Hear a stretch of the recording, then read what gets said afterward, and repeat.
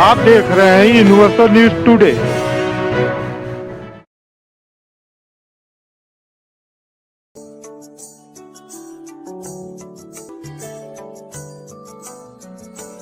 पिछले 6 वर्षों के दौरान सबका साथ, सबका विकास, सबका विश्वास और सबके प्रयास की भावना का प्रतिनिधित्व करते हुए उत्तर प्रदेश के समग्र विकास के लिए जो प्रयास प्रारंभ हुए हैं, उसके पीछे आदरणीय प्रधानमंत्री जी की प्रेरणा, उनका मार्गदर्शन और बजट जब भी प्रस्तुत किया गया है वो एक निश्चित थीम के साथ प्रस्तुत किया गया। अगर आप देखें कि 2017-18 में जब प्रदेश में पहला बजट हमें प्रस्तुत करने का अवसर प्राप्त हुआ था, तो बजट हम लोगों ने प्रदेश के अन्नदाता किसानों को समर्पित किया था। वर्ष 2018-19 में प्रदेश का जो बजट था वह प्रदेश के इंफ्रास्ट्रक्चर और औद्योगिक विकास के लिए समर्पित किया था। वर्ष 19-20 का बजट प्रदेश के अंदर मिशन शक्ति, जिसमें महिला सुरक्षा, महिला सम्मान और स्वावलंबन के लिए समर्पित किया था। उस प्रकार की योजनाओं को ध्यान में रख करके हम लोगों ने प्रदेश के अंदर अपना बजट प्रस्तुत किया था। 2020-21 का बजट यह वह कालखंड है जब सदी की सबसे बड़ी महामारी का सामना हमें करना पड़ा था।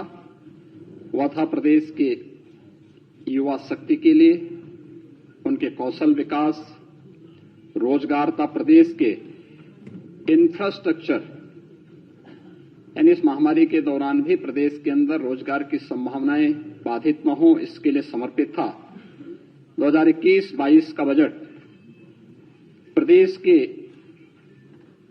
समग्र विकास को ध्यान में रख करके स्वावलंबन से सशक्तिकरण के लिए समर्पित किया था।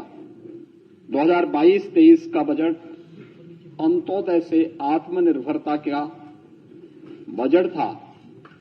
तो आज मेरे सहयोगी वित्त मंत्री खन्ना जी ने उत्तर प्रदेश की 25 करोड़ आबादी की विकास के लिए, उनके कल्याण के लिए जो बजट आज प्रस्तुत किया है, यह बजट उत्तर प्रदेश के त्वरित, सर्वसमावेशी और समग्र विकास के साथ साथ आत्मनिर्भर भारत की तर्ज पर आत्मनिर्भर उत्तर प्रदेश की नींव को प्रस्तुत करने वाला बजट है। मैं इस बजट को प्रस्तुत करने के लिए वित्त मंत्री श्री सुरेश खन्ना जी को, अपर मुख्य सचिव वित्त श्री प्रशांत त्रिवेदी जी को और वित्त विभाग की पूरी टीम को उत्तर प्रदेश के अनुरूप बजट प्रस्तुत करने के लिए हृदय से बधाई देता हूं और आप सबका मैं हृदय से स्वागत करता हूं।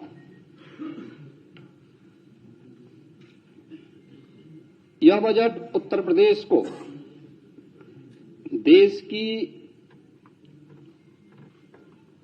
सबसे बड़ी अर्थव्यवस्था के रूप में स्थापित करने के लिए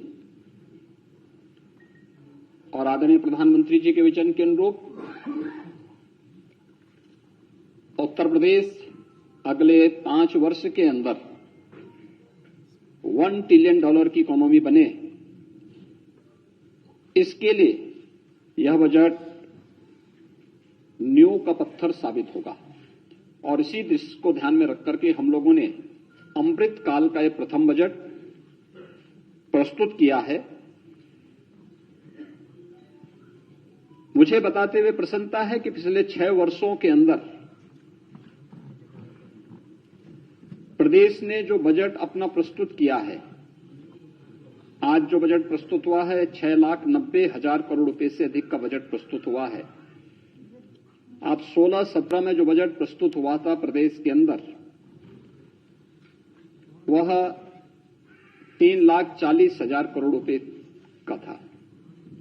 आप देखेंगे पिछले 6 वर्ष के अंदर दुगने से अधिक की वृद्धि प्रदेश के बजट के लिए हुई है।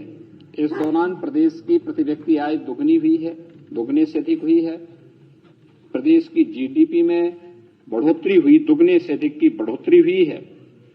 और इस दौरान हम लोगों ने प्रदेश के अंदर यह जो बजट के दायरों को बढ़ाया गया है, यह उत्तर प्रदेश के अनुरूप है। यह डबल इंजन सरकार की अर्थव्यवस्था को विस्तार देने की प्रतिबद्धता को भी दर्शाता है।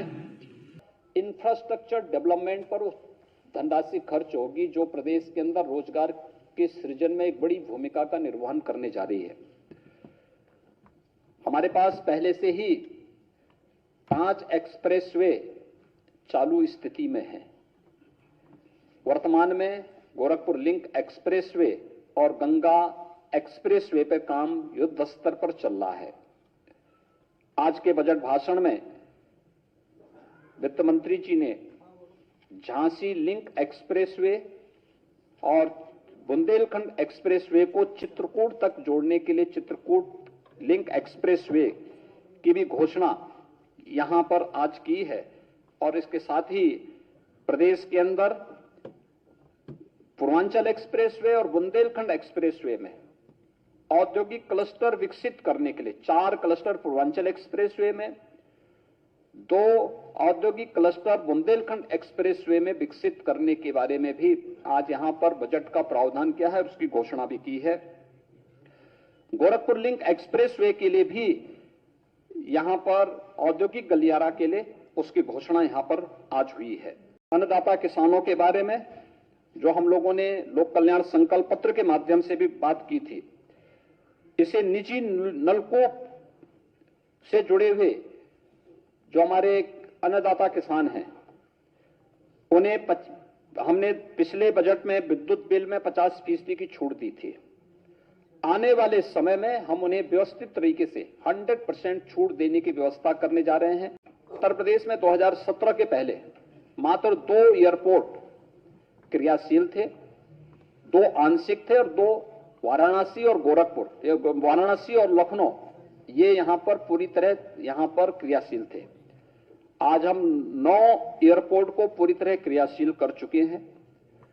प्रदेश में वर्तमान में 2 इंटरनेशनल एयरपोर्ट का निर्माण हो रहा है। 3 एयरपोर्ट वर्तमान में, इंटरनेशनल एयरपोर्ट वर्तमान में क्रियाशील हैं। 9 अन्य एयरपोर्ट यहां पे प्रदेश के अंदर कार्य चल रहा है। कुल मिलाकर के अगले 1-1.5 वर्ष के अंदर उत्तर प्रदेश के अंदर 21 एयरपोर्ट होंगे जो पूरी तरह क्रियाशील होंगे और इस पर राज्य सरकार ने बेहतर कार्य किया है और उसको हम भारत सरकार के साथ की गई है। प्रदेश के युवाओं के तकनीकी दृष्टि से सक्षम और समर्थ बनाने के लिए टैबलेट और स्मार्टफोन देने की जो व्यवस्था की गई है, हम लोगों ने अब तक प्रदेश में 20 लाख युवाओं को टैबलेट और स्मार्टफोन वितरित किए हैं। पिछले बजट में हम लोगों ने प्रदेश के अपने युवाओं के लिए जो व्यवस्था की थी 1700 करोड़ रुपए की व्यवस्था की थी, जिसके तहत 20 लाख युवाओं को हम इसके साथ जोड़ चुके हैं। इस बार के इस बजट में हम लोगों ने 3600 करोड़ रुपए का प्रस्ताव किया है जो उत्तर प्रदेश के यूथ को प्रदेश के अंदर स्वामी विवेकानंद युवा सशक्तिकरण योजना में टैबलेट और स्मार्टफोन, ये स्नातक और प्रास्नातक युवाओं को इस सुविधा हम उपलब्ध कराने जा रहे हैं। और अगले एक नई योजना इसमें हमने चलाई है।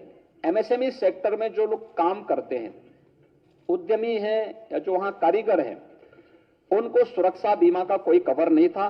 मुख्यमंत्री सूक्ष्म उद्यमी दुर्घटना बीमा योजना हम इस बार उसको लागू कर रहे हैं। इसके लिए धनराशि की व्यवस्था की गई है।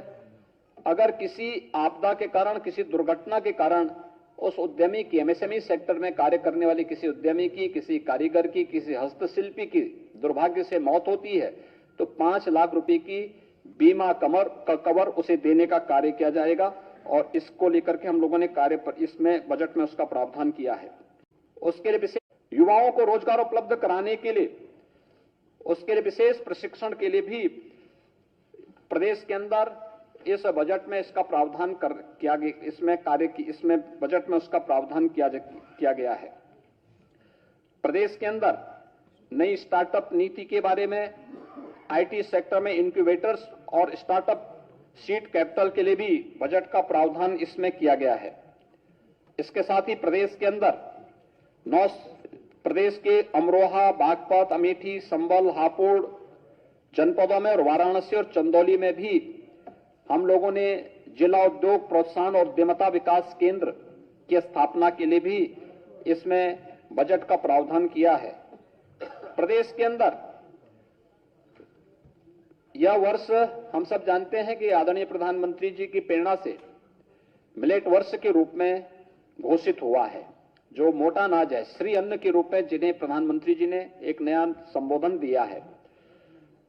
सुपर फूड के रूप में प्रधानमंत्री जी ने अपने यहां पर जीआईएस के उद्घाटन कार्यक्रम के अवसर पर इस रूप में एक नामकरण भी दिया था। प्रदेश के अंदर मिलेट वर्ष के अंतर्गत 55 करोड़ 60 लाख रुपए का प्रस्ताव किया जा रहा है। प्रदेश के अंदर इस वर्ष हम लोग नए 5 विश्वविद्यालय या विश्वविद्यालय के समकक्ष संस्थान खोलने जा रहे हैं, जिनमें कुशीनगर में महात्मा बुद्ध के नाम पर एक कृषि विश्वविद्यालय का प्रस्ताव भी है। 3 अन्य विश्वविद्यालय, राज्य विश्वविद्यालय जिन कमिश्नरी में अब तक कोई भी स्टेट यूनिवर्सिटी नहीं थी, खासतौर पर मिर्जापुर में मां विंध्यवासिनी के नाम पर, दही पाटन मंडल में मां पाटेश्वरी के नाम पर, और मुरादाबाद, ये 3 कमिश्नरी हमारी थी जहां पे कोई भी राज्य विश्वविद्यालय राज्य सरकार के स्तर पर नहीं था। वहां पर ये व्यवस्था, कृषकों को कम ब्याज पर फसली ऋण उपलब्ध कराने के लिए 500 करोड़ रुपए की व्यवस्था की गई है। और प्रदेश के अंदर कृषक दुर्घटना बीमा के दायरे को बढ़ाते हुए उसमें अब तक केवल किसान जिसके नाम पे खेती होती थी वह केवल किसान ही उसके दायरे में आता था। अब किसान के साथ साथ किसान के परिवार के सदस्य, इसके साथ साथ वो खेतीहर मजदूर जो अब तक खेतीबाड़ी तो करता था लेकिन अगर किसी आपदा का शिकार होता था वह उसके दायरे में नहीं आता था। राज्य सरकार ने उसका विस्तार किया है और 750 करोड़ रुपए की व्यवस्था मुख्यमंत्री कृषक दुर्घटना बीमा योजना के अंतर्गत किसानों को किसी भी प्रकार की आपदा में एक सुरक्षा बीमा का कवर उन्हें देने का कार्य किया है। यह उत्तर प्रदेश विधानमंडल के सभी सदस्यों को जो मिलने वाली राशि 3 करोड़ की राशि मिलती थी उसको बढ़ोतरी करके 5 करोड़ का प्रस्ताव भी इसमें किया गया है। यह सभी माननीय विधानसभा और विधान परिषद के सदस्यों को ही प्राप्त होगा। मुख्यमंत्री पंचायत प्रोत्साहन योजना के अंतर्गत 2478 उत्कृष्ट ग्राम पंचायतों के प्रोत्साहन के लिए भी 85 करोड़ रुपए का प्रस्ताव इस बजट में किया गया है। ग्रामीण क्षेत्र में भी ग्रामीण सचिवालय का निर्माण हो सके और तकनीक के माध्यम से गांव की नागरिक को गांव में ही सभी प्रकार की सुविधाएं मिल सके, इसके लिए प्रदेश के अंदर बड़े पैमाने पर ग्राम सचिवालयों का निर्माण किया जा रहा है। 750 बहुउद्देशीय पंचायती भवनों के निर्माण के लिए भी इस बजट में उसका प्रावधान किया गया है। 2017 से ही प्रदेश के अंदर हम लोगों ने प्रोक्योरमेंट पॉलिसी ला करके मीडिएटर की व्यवस्था समाप्त करके किसानों से सीधे क्रय करना प्रारंभ किया। धान का, गेहूं का, दलहन का, तिलहन का, मकई का, ये सभी चीजें हम किए और डीबीटी के माध्यम से किसानों के खाते में पैसे दिए। प्रदेश के अंदर 1,97,000 करोड़ रुपए से अधिक की राशि अब तक हम गन्ना किसानों के गन्ना मूल्य का पिछले 6 वर्ष के अंदर भुगतान भी कर चुके हैं। चीनी मिलें जो बंद हो रही थी वह फिर से चलनी प्रारंभ हुई हैं और कोरोना कालखंड में भी हम लोगों ने इसको चलाया है। परिणाम है उत्तर प्रदेश में कृषि विकास दर पिछले 6 वर्ष में 3% से अधिक बढ़ी है, लेकिन इसे डबल डिजिट में ले जाना है। दो मुख्यमंत्री युवा स्वरोजगार योजना के अंदर 150 करोड़ रुपए का, विश्वकर्मा श्रम सम्मान योजना के अंतर्गत लगभग 112 करोड़ रुपए का जो एमएसएमई सेक्टर का एक प्रस्ताव है, उसको भी इस बजट में उसका प्रावधान किया गया है। प्रदेश के अंदर वृद्धावस्था पेंशन, दिव्यांगजन पेंशन की राशि को राज्य सरकार ने अभी लगभग 1 वर्ष पहले ही उसमें बढ़ोतरी की है, 500 से 1000 रुपया किया है। कुष्ठावस्था पेंशन की राशि को 3000 रुपये प्रति माह किया है। प्रदेश के अंदर एक नई योजना हम लोग इस बार करने जा रहे हैं और वह है उज्ज्वला योजना के लाभार्थियों को, जो प्रदेश के अंदर 1,74,00,000 उज्ज्वला योजना के लाभार्थी हैं, उन्हें दीपावली और होली पे उज्ज्वला योजना का एक एलपीजी का सिलेंडर फ्री में उपलब्ध करवाने की व्यवस्था करने जा रहे हैं। और यह व्यवस्था, इसका लिए धनराशि की व्यवस्था भी हम लोगों ने 3,047 करोड़ 48 लाख रुपए की व्यवस्था इस बजट में हम लोगों ने यहां पर की है।